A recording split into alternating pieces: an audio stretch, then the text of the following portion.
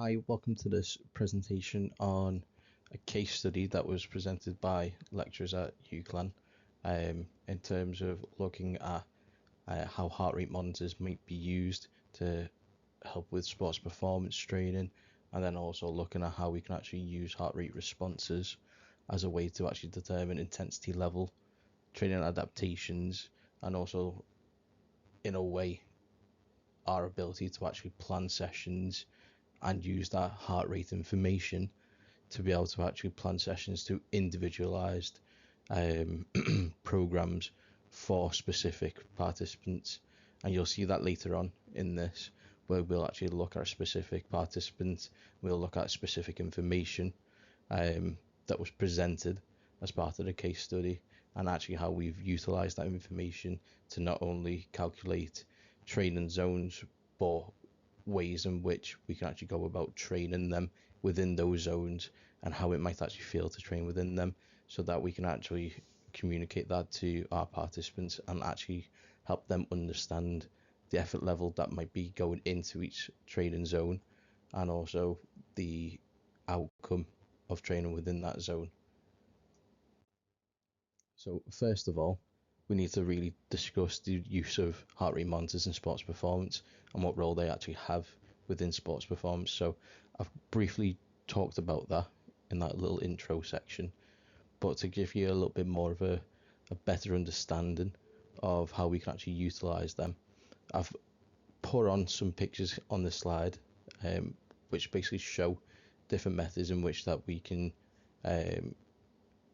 look at heart rate and different ways that we can actually monitor heart rate with different types of devices. So on the far left, we've got an oximeter, which can also measure not just heart rate, but also oxygen saturation levels, which can also be really useful, especially with athletes. And we can actually look at desaturation and see if there are any issues in that regard. In the middle, we've got a chest strap, which is becoming basically the most popular way to monitor heart rate in sports athletes. And then on the far right, we've got the generic activity tracker in the form of either a Fitbit or some cheaper options, or even some more expensive options that might be out there. And they obviously range in terms of features, accuracy, and overall usability and practicality. Now, in terms of heart rate monitors, their roles are really broad. As coaches, it allows us to actually go into detail in terms of looking at heart rate responses to different types of activities, recognizing where there might be excessive fatigue, where there might be stress induced, even as far as to say temperature in which they're training at and the intensity that they train at can also skew those heart rate monitors responses to the activity. And it's actually just looking at that as a whole and understanding how heart rate monitors have actually got that role within the industry to help coaches personalize training to better fit the athlete and to better fit the team or the sport that they're playing in. Now, why use heart rate monitoring? First of all, training intensity control is really important, especially at higher levels. It becomes a lot more of an emphasis in terms of how well can we actually keep athletes within specific training zones to allow them to keep that intensity level for proper game situations. And in the context of football, that would be a most accurate way to describe that. Now, in terms of training intensity control, real-time feedback allows for us to better interpret the intensity level of our sessions. And with that, it means that we can keep them in specific training zones more accurately, and we can monitor that a lot more accurately. And I'll go on to some of the disadvantages of using heart rate monitors in a little bit, because there are some, and it links back into this point. From that, we can actually look at recovery assessments. So some heart rate monitors, if they are more advanced and newer modern technology used within them, that can actually help us look at specific information such as heart rate variability, or HRV, which essentially gives us a good insight in terms of recovery, stress responses, and potential overtraining induced fatigue, which also then links back into tracking of the safety of our participants. Now, in terms of heart rate variability, what we're actually looking at is actually how well does the body respond to stress, and how well does it actually respond to that fight or flight response, and then going back into the rest and recovery phase. So it's that difference between the parasympathetic and the sympathetic nervous system, which helps us actually look at heart rate in a different view, and it gives us a lot more accurate information in terms of the use cases for using heart rate monitoring, especially if we have those more advanced monitors that can give us that information. And with a high HRV, which is really positive for athletes, it basically means that they can go from highly stressful activity into rest and recovery as quickly as possible. And the higher that variability actually is, the better they are at recovering from those stressful activities. On the flip side to that, it also helps us identify if they have got a low response in terms of heart rate variability, and if that is the case, that will give us some insight in terms of how long recovery might be, whether there's a lot of stress happening, whether the body can actually go from that fight or flight response back into the rest and recovery, and how quickly that actually happens. And that gives us a lot of information in terms of their fitness levels, and also some external factors that might be impacting their ability to perform. Following that, we can actually look at progress tracking. So like I was saying with heart rate variability, we can actually look at how well do they recover over a certain period of time. So after 6 weeks or 12 weeks of intervention, it might be that their heart rate variability might increase over time exponentially as a result of the program that's been individualized to them as a result of using heart rate monitoring, which is really positive for strength and conditioning coaches, as it gives us that confidence to actually use this type of technology for its intended purposes and for future purposes. And it also helps us build better athletes that are a lot more positive in terms of performing within their industry. So whether it's football, basketball, netball, whatever sport it is, it gives us a good insight and allows us to track their progress really well and in a lot more detail. Now, in terms of that will also coincide with intensity increases to stay within specific training zones. So after we do that initial screening, and then also those initial fitness tests, run that program, we can track the progress, and then we can also suggest whether there needs to be an increase in the intensity to allow them to stay in specific training zones after retesting. And we can actually review that progress from before and after. So after a 6 week, we might, or we should, if we do our jobs correctly, see that increase where they should be able to perform at a higher intensity for longer periods of time because their anaerobic threshold has increased as a result of getting fitter. Now, that then leads me on to my last point, which is training individualization, which allows us to make more individualized training programs, which rely heavily on heart rate specific zones and actually working within specific zones for specific goals.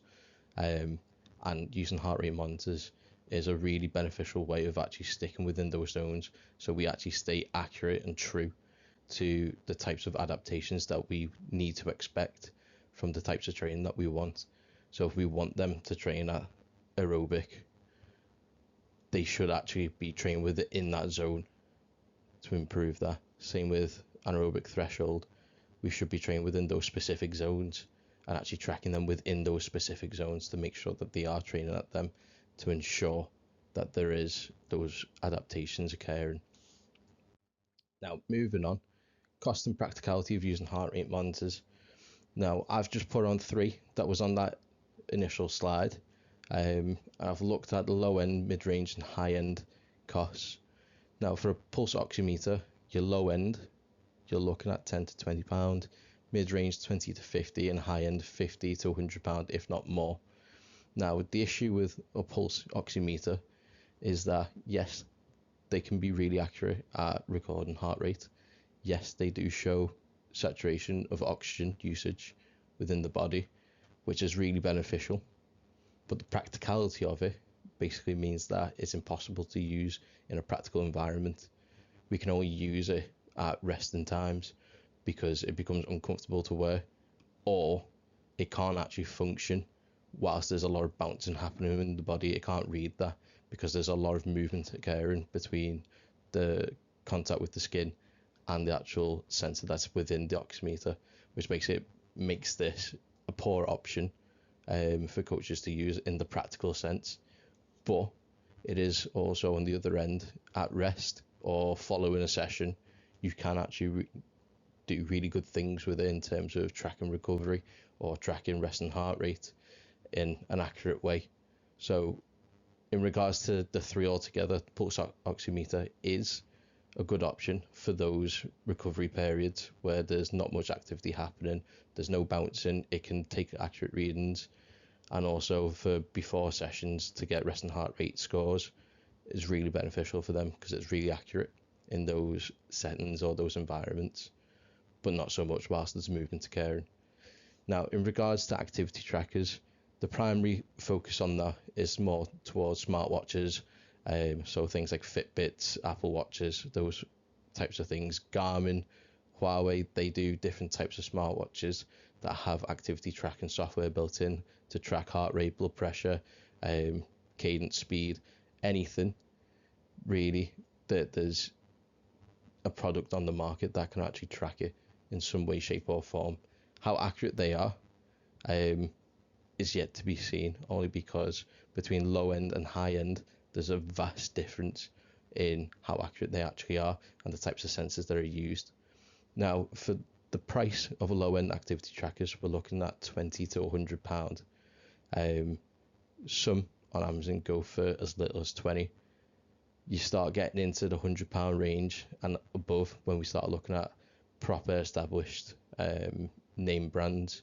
So things like Fitbit and Huawei and Garmin, they'll all be in that £100+ range, which is that now mid-range point.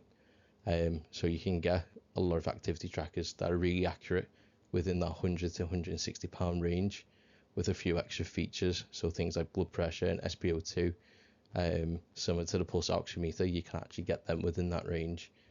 Now, looking at the higher end side, you're looking at £170+ for activity trackers, and it's mainly to do with the sensors and the accuracy and the features that are included with them. Now, that higher end stuff is not necessarily the best because a lot of it is packed with features that aren't really necessary for coaches, and it's more of a selling point or a gimmick for the public. So in terms of activity trackers, most within that £100 to £160 range are perfectly usable for coaches to actually track heart rate, and they're practical because they're comfortable to wear. They won't fall off.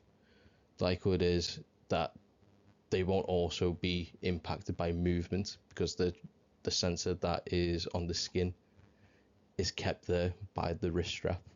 So that makes it a lot easier to use in a practical environment where there's a lot of movement happening. But there are now issues in terms of how accurate those scores might be, especially if we are working within a high intensity or a fast-paced environment where the actual sensor can't keep up with the demands of the activity. So going from 0 to 100 in terms of intensity might not be tracked properly, as there might be a delay in terms of tracking that resting heart rate to then going to 100% intensity. There's going to be a delay in it, which means that we can't see that gradually increase, which makes it a lot harder for us to track. Now, moving on to the final section, which is the wearable chest straps. These are most common within athletes, and they're becoming a lot more people for general public and gym goers and fitness enthusiasts. But in regards to price ranges, low end £20 to £80, mid-range £80 to £150, and high end can be as much as £160 or above. Now, in regards to this, the practicality, they're comfortable to wear in most cases. Sometimes they can become uncomfortable over a period of time when wearing them, as the rubber or the elastic strap that's used to keep it on the chest can rub and become uncomfortable over time, especially when sweating after an intense activity. But in regards to practicality, there's no way that that's going to come off. is really accurate, is placed closest to the heart, and it's overall, out of the three, is the most accurate in the practical environment, as that bouncing and the movement isn't going to impact the scores. Now, in terms of practicality, you have got an issue with all three of these, and one of the big issues is actually trying to utilize them in a large group environment, which now leads me on to my next slide, which is considerations for team training, which also includes the limitations of it. Now, I've compiled the advantages and disadvantages to make it easier to understand in a table format, and what we're really looking at is how well can we actually utilize this technology within a team environment where you're dealing with several participants at the same time, if not a large group of 16 plus in some cases, depending on time constraints and whatnot. But in regards to advantages, your heart rate responses to different types of activities allows for more accurate tracking and control, which is really good from those heart rate monitor point of view. It makes it really usable within the industry, especially with modern technology. It allows for more individualized training. In a team setting, this would be really beneficial for grouping participants based on fitness levels. That way you can individualize group activities with them. So those small-sided games that you might want to deliver, you can now do that based on individual fitness levels rather than just adjusting it for the entire group, which makes it a lot easier and a lot more beneficial for managing fatigue and recovery and stress monitoring, which is the next advantage, where we can actually look at giving proper recovery periods for those who aren't as fit, or giving less recovery periods for those who are fitter to improve them. So it's giving them that progression, regression opportunities for coaches. Also allows us to track fatigue, looking at how heart rate might be naturally a lot higher at rest compared to other periods, and also stress monitoring, and it's looking at that parasympathetic and the sympathetic nervous system responses and how well we can actually bounce between each system response.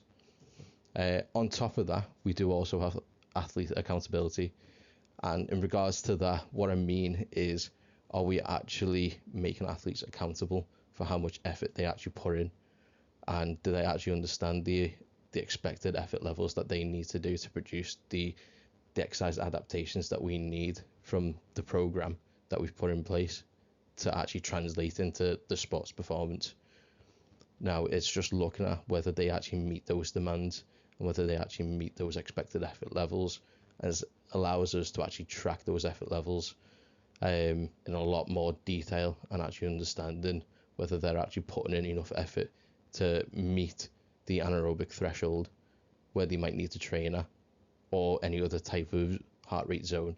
It's just making sure that they're actually accountable for that, and we can track that, and we can pull it and have that discussion with those athletes to make them understand that they're not going to get those improvements without actually putting in the effort needed, and recognizing the acute responses to exercise that come with working within different heart rate zones. Now, in terms of disadvantages, your heart rate monitor response delay can impact the ability to track effort level and responses when performing high intensity activities. So that's that going from 0% to 100% intensity in a quick burst, where heart rate monitors might not be able to keep up with that sudden change in response. So instead of seeing a gradual increase as the intensity gets higher and higher, there might not be that ability to do that, and it might just go from resting value to near maximal value without actually allowing us to see how that response gets there. In terms of that, the results could potentially be skewed by external factors. As I mentioned earlier on, there is a way in which heart rate monitors can be impacted by external factors, so things like stress prior to the session and during the session, dehydration, caffeine, and a few others.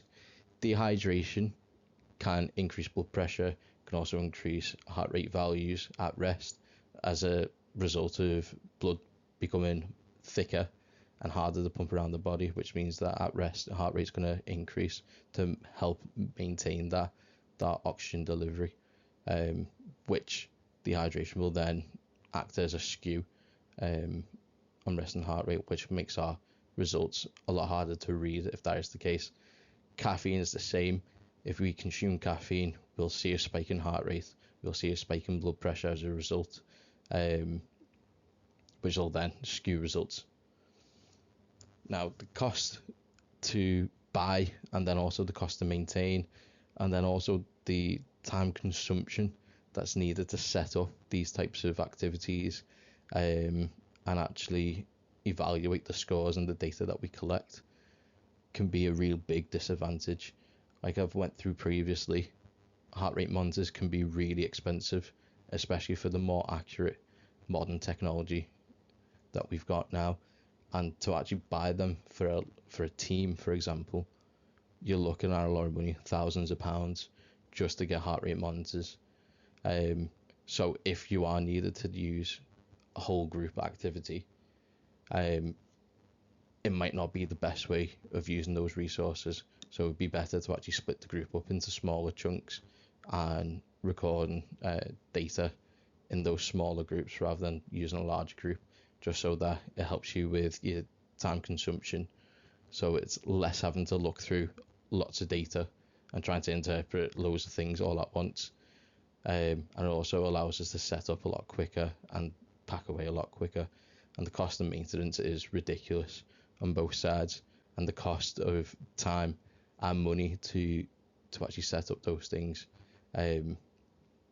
is one of the real big downsides to using this type of technology, even though it is becoming a lot more affordable in modern day. For proper advanced monitors, it's still really costly. And then leading on to that final point for disadvantages, high volumes of data at once can be really overwhelming and confusing to read if it's not organized properly. And like I said on that previous point, it would be better to break the group up into smaller groups. That way you can actually chunk that data into smaller composites and actually look at it properly without being overwhelmed by having 16 plus sets of data right next to each other. And it actually becomes really difficult then to actually evaluate what's happening because you've got so much evidence in front of you. Now, in terms of anaerobic threshold, or AT, according to Silva et al. 2019, anaerobic threshold was conceptualized in 1964, with Wasserman and McElroy being the forerunners for it. Now, they essentially outlined the causation of anaerobic threshold, which was the absence of adequate oxygen delivery to the working tissue. Now, what they didn't look at was the effect that would actually have on the body. Now, as a result, it was only more recently in sports science, and I say recently loosely, but probably more 80s, 90s, where it was then become agreed upon where that would be the causation of the issues that might come with working at higher intensities, but the effect that it was actually having on the body in terms of what was happening acutely within the anatomy was that the build of lactic acid was becoming so high that the body can't actually maintain full functionality, which results in that fatigue building up, which inhibits contractility within the muscle fibers, which then creates those issues of fatigue, and that gradually builds up if intensity isn't dropped. Now, your anaerobic threshold sits within a small window where you can not only produce lactic acid, but you can get rid of it at the exact same time.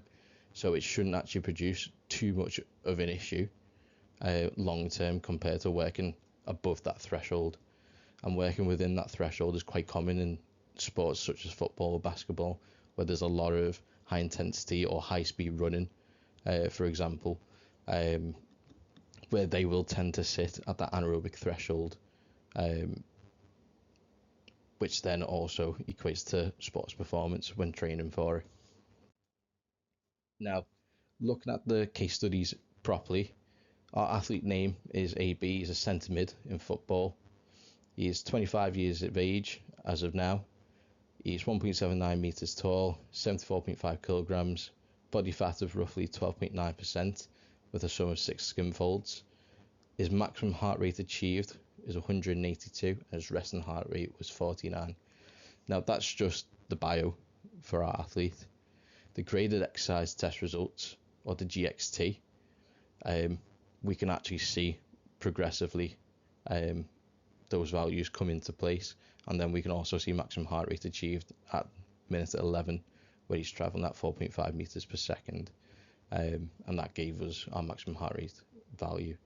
Now, in terms of calculating anaerobic threshold, I've put in a few methods here that we could use, ranging from high accuracy to low accuracy, and you can see that in the brackets that are provided. Now, in regards to the V-slope method, we do need to use a gas analysis machinery or equipment, which basically means that we cannot use that because the only results that we have are heart rate and speed related.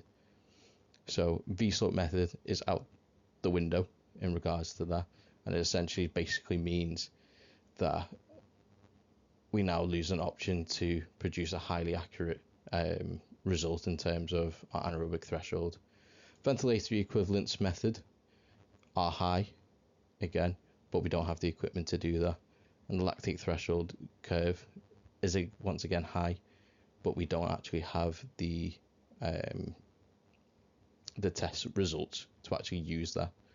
Now, for the actual method of determining anaerobic threshold for this, Conconi produced a method called the HR deflection, where we actually look at how the linear pattern of those plots that we put on a graph, how that linearity changes at a certain point where it deflects away from that linear path, and that's where we'll calculate that anaerobic threshold to be.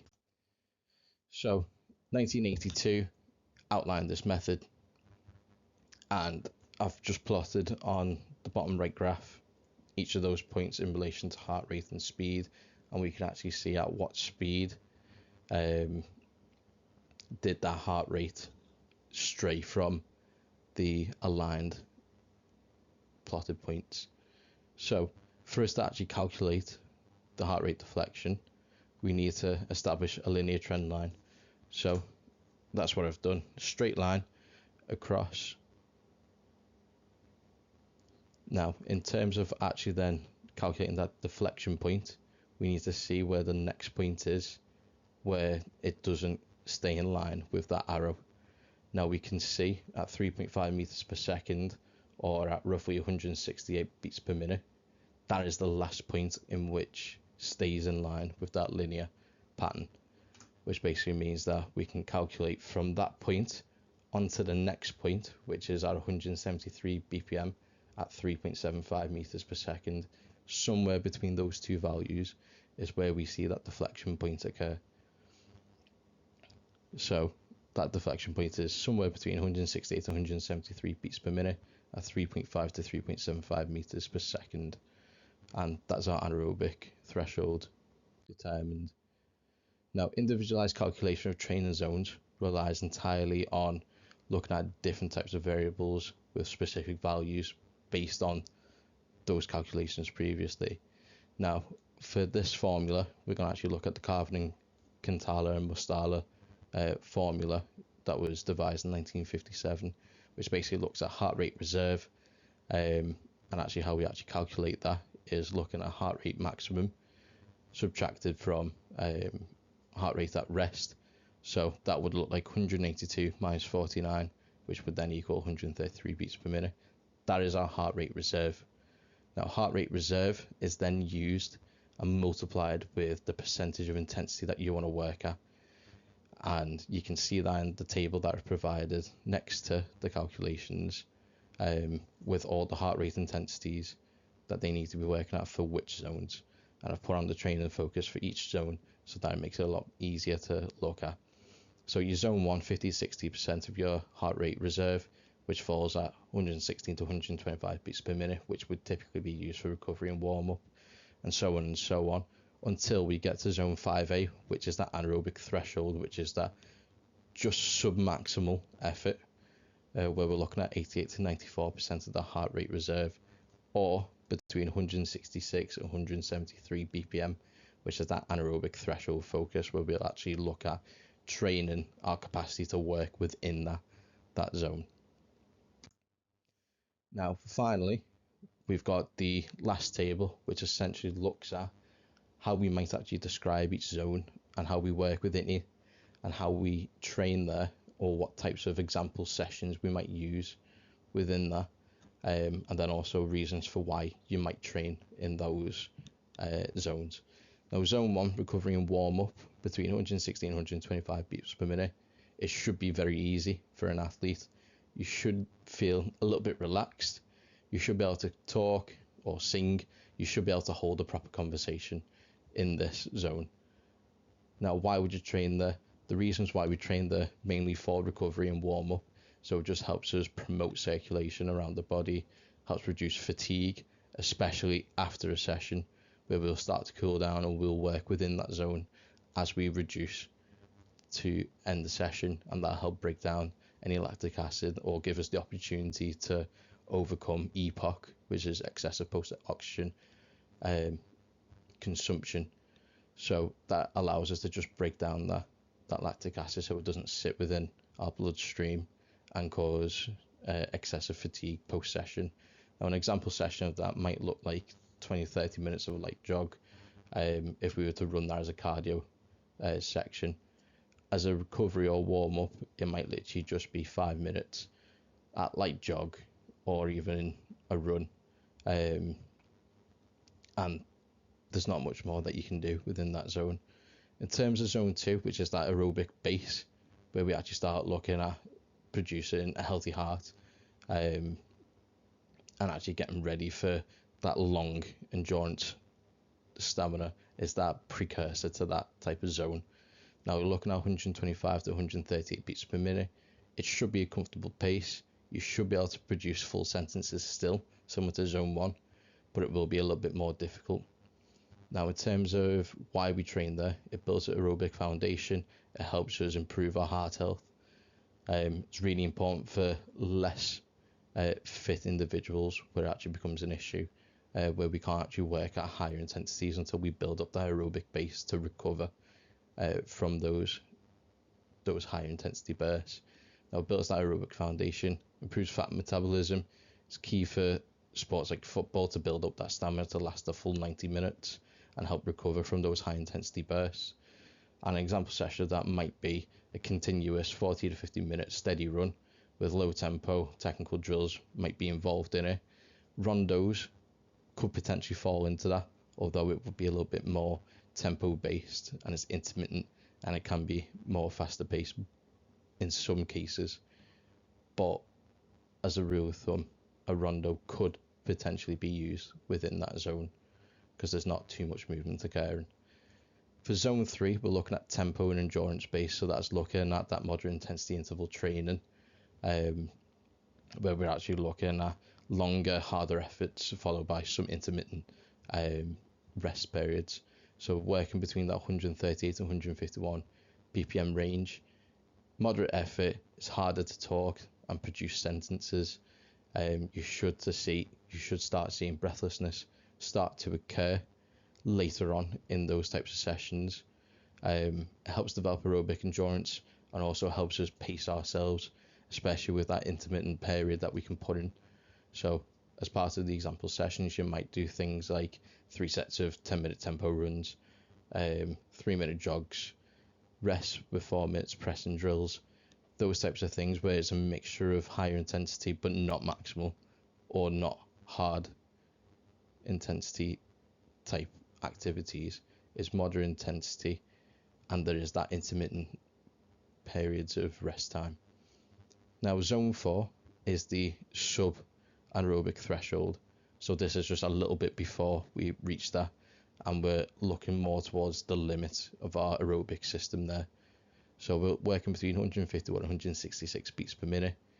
It's hard work, it's high intensity, so high intensity running. Legs should be working fairly hard, especially in football. You'll only be able to get short replies out of participants, so maybe a few words at a time. Increases high intensity endurance, so that high speed running. Sports match demand, so it gets them match ready for longer periods of time. So that's really important for football athletes like the one that we've got as the case study. It allows us to actually look at them and actually support them within matches. The way that we might train for that is by doing things like 4 sets of 4-minute runs, working within the 160 to 165 BPM range, which is a little bit higher up into that zone, which gets us right underneath that anaerobic threshold, and working at that higher intensity pace, which gets us ready for maintaining high speed running for longer periods of time. Now that would be followed by 2 minutes rest, and then that might also include intense small-sided games, so things like 2v2s or 3v3s in training sessions, and actually doing intermittent games, so 4 minutes working, a couple of minutes rest. And then onto the final section, zone 5A and zone 5B. Anaerobic threshold we established sits within that 166 to 173 region for BPM. It should be really tough. You should have heavy breathing. Minimal talking is what you should get out of participants within that, and they shouldn't be able to maintain talking for a longer period of time, more than a couple seconds. Now that directly targets the anaerobic threshold, and it should allow us to build up our ability to actually run or participate through fatigue.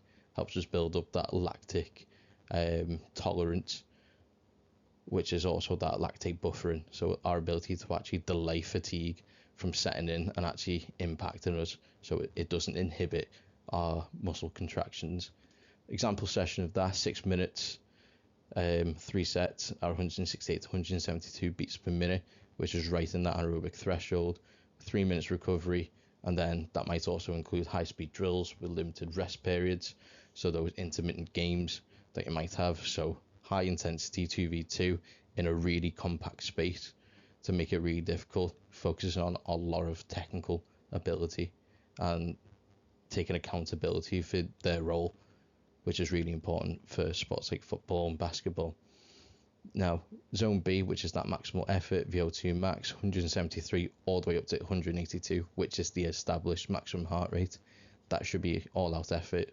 You should be breathless. You should have maximal focus within that to be able to maintain it for as long as possible. Now that'll help us boost our sprinting ability and our repetitive sprint ability.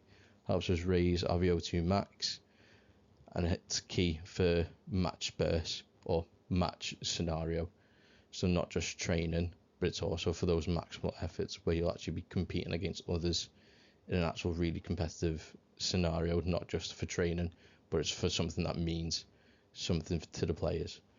And the example session that you might do, 30 seconds of maximal sprints for a total of 6 times with 2.5 minutes intermittent rest in between. You might do things like reactive sprint drills.